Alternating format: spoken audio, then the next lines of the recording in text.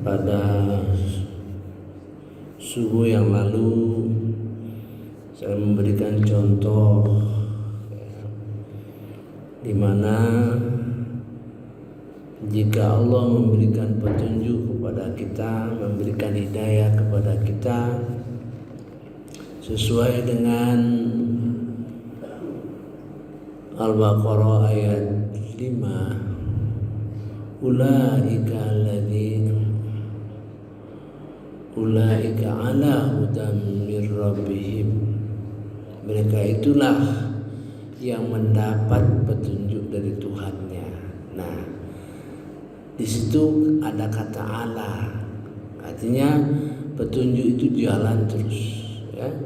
Jadi kalau kita menemukan satu ayat di dalam Al-Quran yang memberi petunjuk kepada kita laksanakan dengan sepenuh hati, nanti akan datang petunjuk-petunjuk yang lain.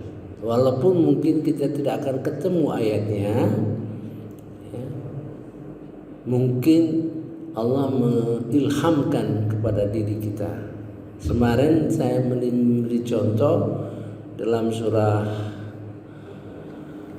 Al-Isra ayat 53, Allah meminta kita, ya, bicara lebih baik.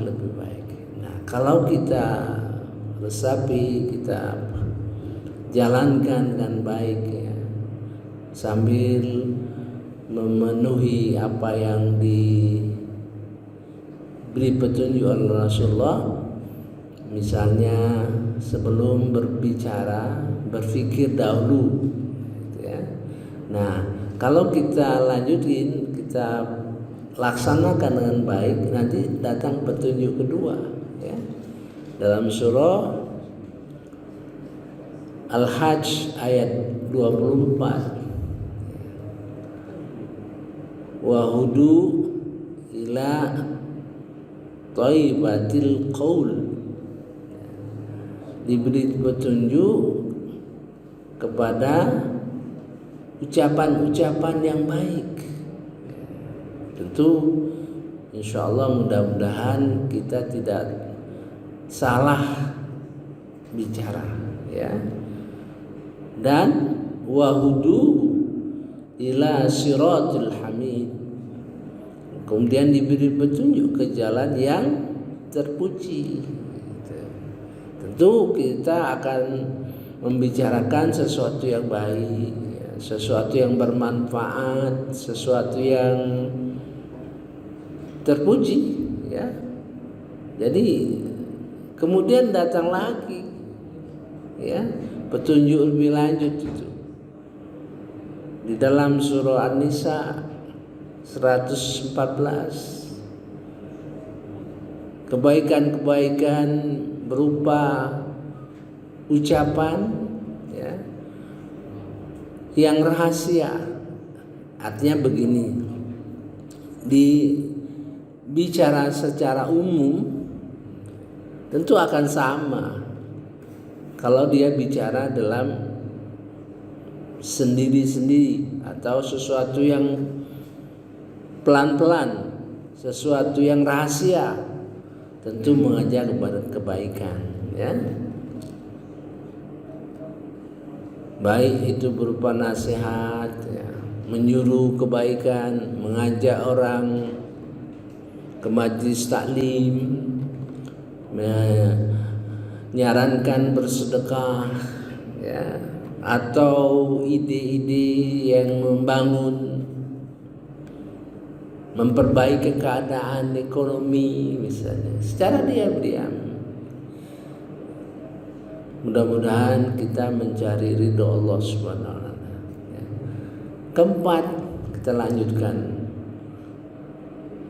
Allah menganugerahkan rahmat, sebagian dari rahmatnya. Siapa tahu jadi pemimpin, jadi orang yang pembicaraannya selalu diikuti orang, ya, pembicaraan yang bermutu, dan dijadikan lisannya yang penuh dengan ilmu yang tinggi, yaitu dalam surah Maryam ayat 50 gitu.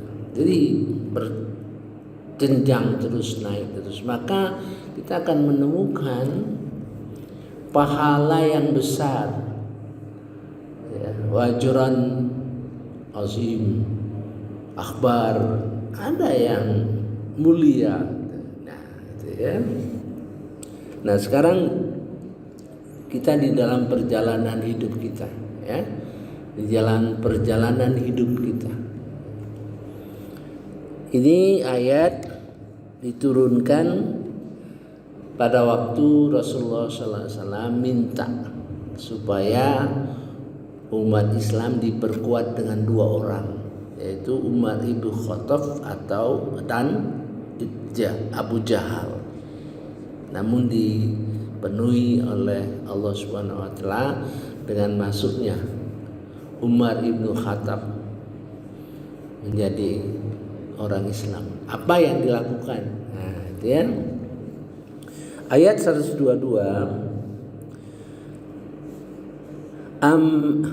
au man kana maita, ataukah orang yang dulunya mati jiwanya. Nah, seperti Umar kan mati jiwanya itu ya, sebelum itu ya, sebelum diberi petunjuk oleh Allah Subhanahu wa taala ya. Fa ahyainahu, dihidupkan hati. Wa ja'alna lahu nuran. Nah, di dalam dirinya itu ada nur ya. Yamshi bihi, sehingga dia bisa berjalan ya bersama-sama manusia lainnya, finnas ya.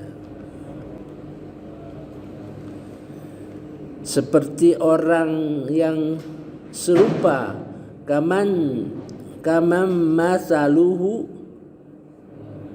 fi zulumat laisa bi kharijin minha.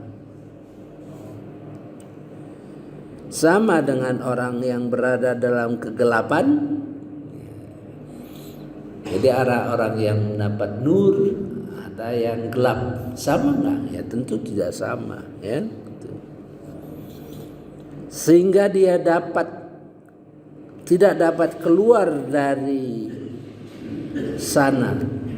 Kalau orang dalam kegelapan ya sulit keluar ya. Ini memberikan bentuk pertanyaan ya, sebenarnya menceritakan bagaimana orang yang di dalam hatinya ada nur, dia bergerak. Ini sebenarnya tingkat takwaan yang sudah keempat ya, sudah tingkat 4. Tingkat sudah sholat biasa, puasa gitu kan,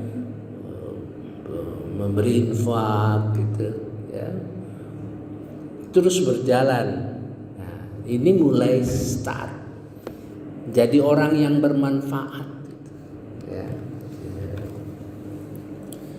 Nah, itulah gambaran di mana orang yang memperoleh nur hidayah, sehingga dia berjalan itu bergaul ya, sehingga dia bisa melakukan sesuatu untuk masyarakat ya. Nah, mari kita lihat surah Al-Hadid. Ini yang lengah ya, yang lengah. Ini surat ayat ke-16 ini turun ya berkenaan dengan para sahabat Rasulullah SAW yang suatu ketika tampak sedang bersenda gurau dan bertakut dan tertawa-tawa. Padahal mereka ini sudah perang. Ya, sudah perang. Ya. Berarti keimanannya sudah hebat ini. Maka diturunkan ayat ini untuk memberi ingat, jangan lengah, gitu ya. A'udzubillahi minasyaitonirrajim. Bismillahirrahmanirrahim. Belum tibakah waktunya bagi orang-orang yang beriman?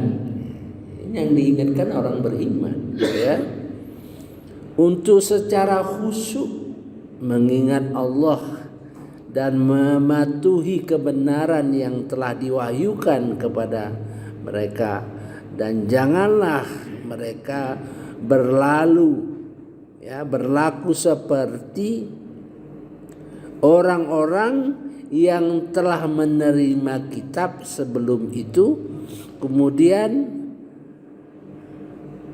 mereka melalui masa yang panjang sehingga hati mereka keras. Kembali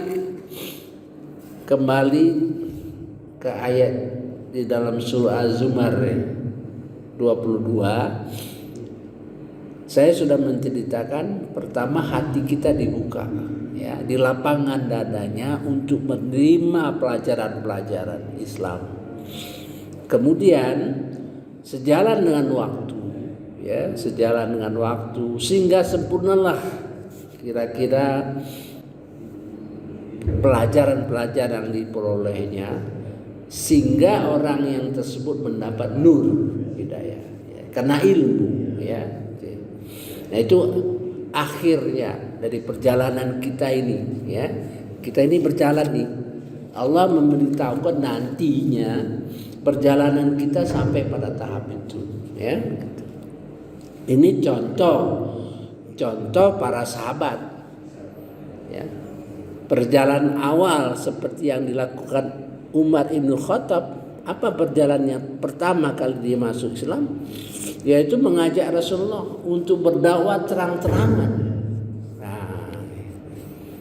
Untuk berdakwah terang-terangan, yang sebelumnya Rasulullah SAW itu berdakwahnya sembunyi-sembunyi. Ya, itu. Nah, ini diingatkan orang yang beriman, ya. Alam ya'ni lilladzina amanu, apakah belum tiba waktunya bagi orang-orang beriman? Jadi jangan buang-buang waktu aja, berleha-leha menghabiskan waktu kita ya. Seriuslah, ya. Tuh. Ai annahsha'a qulubuhum li dzikrillah. Busuklah dalam mengingat Allah, li dzikrillah.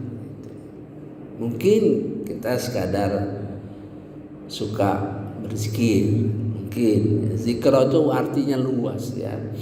Yang seperti kemarin dijelaskan oleh khatib kita ya, hari Jumat terakhir, yaitu dia hanya membicarakan zikir dalam arti zikir lisan. Dia tidak menjelaskan zikir yang segala hal dalam melakukan perintah-perintah Allah Subhanahu wa taala itu zikir, ya. Zikir yang paling hebat, yang paling besar adalah sholat. Ya, itu ya. Yang paling hebat, yang paling dahsyat adalah sholat. Maka sholat itu kita harus bergerak terus, ya. Bergerak terus, kita perbaiki. Mungkin kelihatan sholat kita sama dengan yang lain, ya. Wujudnya sama kelihatan, ya. Tapi karena sholat kita terus kita perbaiki, ya, khusyuk dalam arti hati, sehingga kita bisa mencapai sholat khusyuk, ya. Dalam surah Al-Mu'minun, ya, siapa yang khusyuk, gitu, yaitu orang yang merasa beruntung. Qad aflahal mu'minun, sungguh orang yang beruntung sekali, ya. Alladzi nahum fi sholatihim khashi'un, orangnya itu bergerak terus, ya. Kita usahakan terus sampai mati, sampai akhir hayat kita, insyaallah kita mendapat sholat khusyuk. Kita tidak tahu sejauh mana apa yang dimaksudkan oleh Allah Subhanahu wa taala supaya kita sholat khusyuk. Tidak ada lain, kita nyerah pada Allah untuk diberikan petunjuk kepada kita, ya. Walaupun secara umum banyak yang diberikan oleh para ulama, ya. Tapi tidak bisa kita mengatakan sesuai dengan pikiran kita. Nah, ini diingatkan, ya. Wa ma nazala minal haq, dan apa yang telah diturunkan kebenaran. Jadi ya kalau Quran itu baru kita kuasai 1 juz, kita kira begitu ya, maksudnya itu. Wa ma nazala minal haq, dan apa yang diturunkan kebenaran, yaitu Quran. Kalau baru hafal, menguasai isi 1 juz, teruslah lagi sampai 2 juz, 3 juz kita kuasai, maksudnya begitu ya. Jangan merasa puas ya, dengan apa yang sudah kita peroleh. Nah, kita lanjutkan ayat selanjutnya. Berbulan-bulan saya memahami ayat ini, mengapa ini ya, sehingga kita bisa paham setelah kita lama merenungi. Oh, ini ada hubungannya. Mari kita baca. I'lamu, ketahuilah, annallah, sesungguhnya Allah, yuhyil arda ba'da mautiha. Ketahuilah kalian, Allah, bahwa Allah yang menghidupkan bumi dengan air sesudah matinya, sudah kering ya. Itu yang seperti tadi di dalam surah Al-An'am 122 mengenai hidayah yang datang kepada Umar bin Khattab. Nah, gitu kan? Sebenarnya itu ya. Jadi mudah-mudahan dihidupkan nanti, disemangatkan lagi ya. Qad bayyana lakumul ayah, sungguh kami telah menjelaskan kepada kalian tanda-tanda kebesaran kami, la'allakum ta'qilun ya, sebagai supaya kamu mengerti ya. Nah, kita lanjutkan ini. Ini kayaknya kelihatannya ini ayat ini kayaknya lepas dari konteks sebenarnya. Kalau kita tidak menguasai, tidak memahami perjalanan cerita kita, ya. Innal musaddiqin, sesungguhnya para lelaki yang bersedekah, wal musaddiqat, dan perempuan yang bersedekah, wa aqradullah, dan mereka meminjamkan qardon hasana, ini pinjaman yang besar. Ini orang yang mencapai tingkat infak yang besar sekali. Katakanlah ya, dia mungkin sudah punya banyak rumah, mungkin 1 rumah dia wakafkan, 1 rumah dia infakkan. Artinya tingkat infaknya sudah tinggi. Saya sudah nyusun nih, belum lengkap kita bicarakan dalam. Yudha'afu lahum, akan dilipat gandakan bagi mereka, walahum ajrun karim, ya, bagi mereka adalah pahala yang mulia. Ini kaitannya dengan pertemuan kita kepada Allah di dalam surah kemarin ya. Di situ Allah menjanjikan pahala yang mulia. Nah, gitu ya. Kita lanjut lagi. Ini berkenaan dengan ilmu. Ini tadi berkenaan dengan infak.